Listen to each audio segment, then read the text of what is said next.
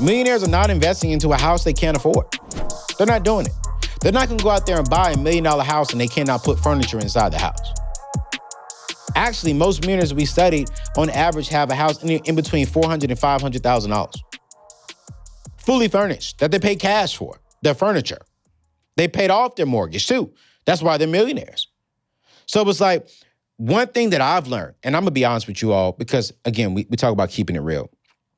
I remember when I was in Nashville and when I first moved here and I was making, this great money, I looked at this house that I could easily put down to 20% and easily pay the mortgage.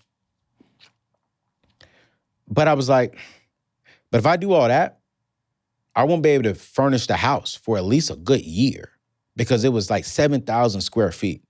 7,000 square feet for a single man, that just absolutely made zero sense. So some people will say, well, Anthony, you can afford the house because you can afford the mortgage payment and you can put down to 20%. So what do you mean you can't afford it? No, I couldn't afford the house. I couldn't afford the mortgage payment, plus furnish to have a bed to sleep on, have a couch to sit on, have a TV to watch. I couldn't afford to pay for the 7,000 square feet of AC that would have to run, the 7,000 square feet of heat that would have to run during the wintertime, the yard that I would have to cut, that I would have to maintain, the water bill. I couldn't afford all that. So I said, you know what, Anthony? Dive down. You don't need it. Millionaires are not making dumb decisions with their money. Millionaires are making wise decisions with their money.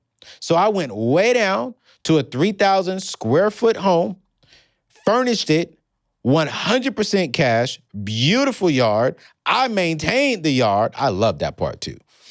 And you know what I loved about it is? No, it wasn't the 7,000 square feet, but it was my dream home.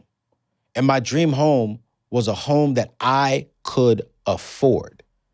That when COVID hit, I wasn't sweating because I had a fully funded emergency fund. Millionaires are not buying a home for status.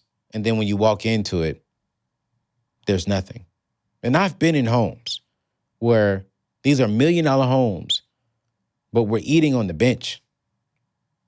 We're sitting on some rollout chairs, some picnic chairs, because they don't have enough money to furnish the $1 million home.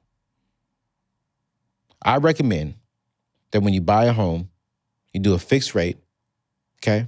Put down 20% as a goal, bare minimum is 10%, finance it for 15 years, and make sure that your mortgage payment or your rent payment, if you're renting right now, because millionaires are not buying real expensive rental properties. They're not renting real expensive rental properties. So the key thing here is make sure that your mortgage payment is less than 25% of your take-home pay. So prime example, this is not real numbers. Prime example, if your mortgage payment if your take-home pay is $1,000, then that means that your mortgage payment should be $250. Now I know that's not really realistic, but I'm just giving you an example. It needs to be 25% of your take-home pay.